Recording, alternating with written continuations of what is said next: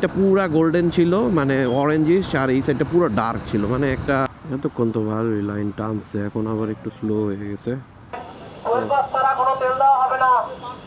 ও মাই god, সুন্দর। Hello everyone, কি অবস্থা সবার? আশা করি সবাই ভালো আছেন। ওয়েদারটা কিন্তু বেশ ঠান্ডা হয়ে গেছে, ভালোই লাগতেছে আর কি। কালকে যে পরিমাণ গরম লাগতেছিল, দরকার ছিল, খুবই দরকার ছিল এটা। যাক, ভালো হয়েছে। এখন একটু বাইকটা চালায় মজা লাগতেছে আর কি, মানে শান্তি পাওয়া যাচ্ছে আর কি। টুকটাক করে ঠুস করে টান দিয়ে যাওয়া যায় বাইকে, এটা একটা সুবিধা। কিন্তু ওই রকম ভাই, মানে বৃষ্টির মধ্যে ভিজে যাওয়া, এটা একটা ঝামেলা। আবার বেশি গরমের মধ্যেও খুব ঝামেলা আর কি। নিকুঞ্জর দিকে একটু যাই, দেখি, গিয়ে দেখি যে কি অবস্থা। যদি তেল পাওয়া যায় তাহলে ফুল ট্যাঙ্কি যদি দেয় বা 1200 টাকা দেয় তো সাথে সাথে উঠায় নিব আর কি। আসলে তেলটা তো দরকার। এই কুড়িলের এই জায়গায় দেয় হচ্ছে আপনার বেশি তেল দেয় না আর কি, মানে 500-600 টাকার তেল দেয় ম্যাক্সিমাম। তো বৃষ্টি কি আসার চান্সেস আছে নাকি বুঝতেছি না, হয়তো বা আসতেও পারে বৃষ্টি। ওয়েদারের অবস্থা দেখে তো মনে হচ্ছে যে আবার বৃষ্টি আসতেও পারে, গ্লুমি হয়ে আছে আর কি। বাম্পিং রোডে আমার ভয়েসটা একটু বাম্পিং বাম্পিং শোনা যায় আর কি। এই দেখেন, বলছিলাম দেখতে, এই গাছ লাগাইছিল নতুন অনেকগুলো গাছ, দেখলাম 2-4টা গাছ দেখলাম যে উপড়ায় গেছে, কারণ মাটির নিচে তো এখনো গ্রিপ পায়নি সুন্দর মতো। কালকে কিন্তু সন্ধ্যার দিকে, বিকালবেলা যখন আমি গেলাম, মানে ধরেন 6টার দিকে, তখন কিন্তু সিরিয়াল ছিল খুবই কম। 10টা থেকে যেহেতু পাম্প খুলছে, তো হয়তো বা আমার দাঁড়াইতে দাঁড়াইতে ভিতরের দিকে পর্যন্ত চলে যাবে আর কি। সমস্যা নাই, তারপরেও যাই, যদি আপনি পাই ফুল ট্যাঙ্কি বা ধরেন 1400 টাকার বা 1200 টাকার যাই পাই, এটা দিয়ে আবার ইন্ডিয়ার হয়ে যাবে আর কি।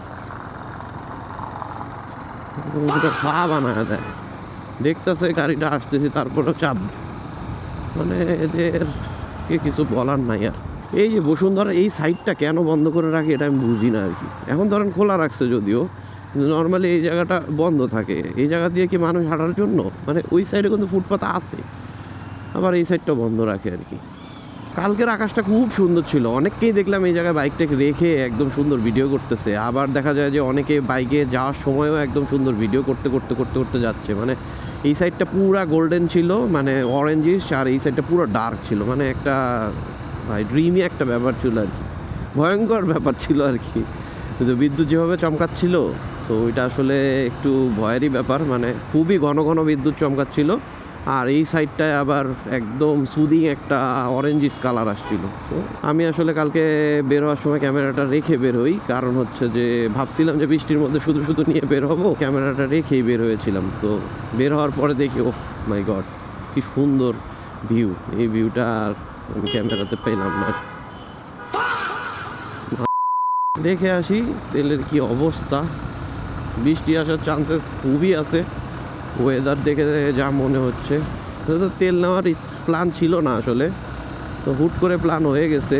ভাবলাম যে নিয়েই যাই, যেহেতু মোটামুটি এখন একটু ফ্রি আছি এই টাইমটা। যদি 1-1.5 ঘন্টার মধ্যেও পাওয়া যায়, ঝামেলা নাই আর কি। 11টা বাজে তো, 12টা, ও বাবা, তেলের লাইনে তো আবার জ্যাম লাগছে বিশাল। এখনও যদি বাইকগুলোতে এত পরিমাণ তেল এইভাবে নিতে হয় বা এত সিরিয়াল ধরে, তাহলে কীভাবে হয় ভাই?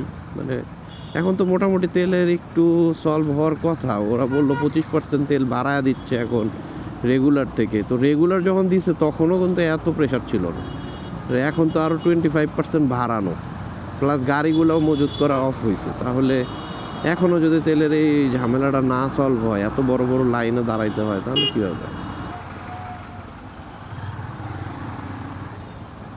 যদি তেল দেয় আর কি, তাহলে দাঁড়ায় যাবো, একটু সমস্যা নেই। ও বাবা, পা হয়ে গেছে পুরা, বিশাল লাইন, বিশাল। এখন তো বিশাল লাইন, কই কালকে আমি দেখছি এই পর্যন্ত লাইন ছিল, আজকে দেখেন কত বড় লাইন। দেখেন কি অবস্থা, আল্লাহ! এখনো যদি এত বড় লাইন হয় তাহলে কীভাবে হবে? এটাই লাস্ট মনে হচ্ছে, এখানেই লাস্ট। অবশ্য বেশি বড় না হিসাবে, আগের বার তো ভিতর পর্যন্ত চলে যেত, সে তুলনায় এটা ছোটই ধরা চলে আর কি। লাইন ভালোই আগাইতেছে, অনেক ফাস্টই। 11টা 18-তে আমি আসছি, এখন বাজে অলমোস্ট 11টা 24।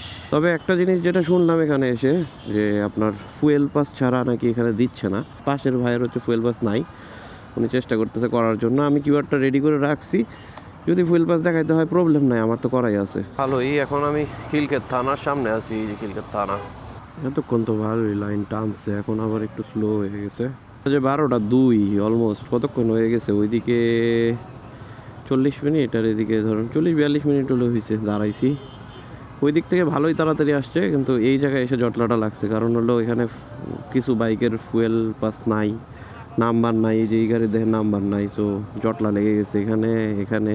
এগুলো এদেরকে তো ফুয়েল পাস ছাড়া দিবে না, তো এদের কারণে এই লাইনটা আমি জটলা পড়ে গেছি। বাট ওই লাইনে হইলে আমি অনেক আগে পেয়ে যেতাম আর কি। নিকুঞ্জ পাম্পে আসলে এই সিরিয়ালটাতে দাঁড়াবেন না, এই পাশেরটায় দাঁড়াবেন। ফুল করবো 9-10 লিটার ঢুকবে হয়তো বা এখন।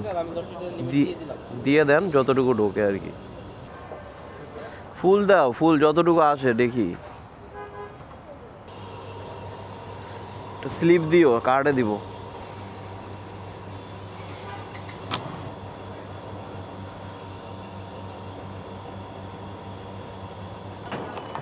নয় লিটার ঢুকছে। ও 1268 টাকার ফুল ট্যাঙ্কি পাইছি লাস্ট পর্যন্ত। যাক, কতক্ষণ লাগলো? ওরে অলমোস্ট 1 ঘন্টা লাগছে। 11:18-তে দাঁড়াইছি, এখন অলমোস্ট 12:18 বাজে কি। ও মাই গড, সুন্দর সুন্দর সুন্দর। আর যাক, আলহামদুলিল্লাহ 1 ঘন্টা লাগছে, বাট ফুল পাওয়া গেছে তেল, তুলনামূলক আগের থেকে কম।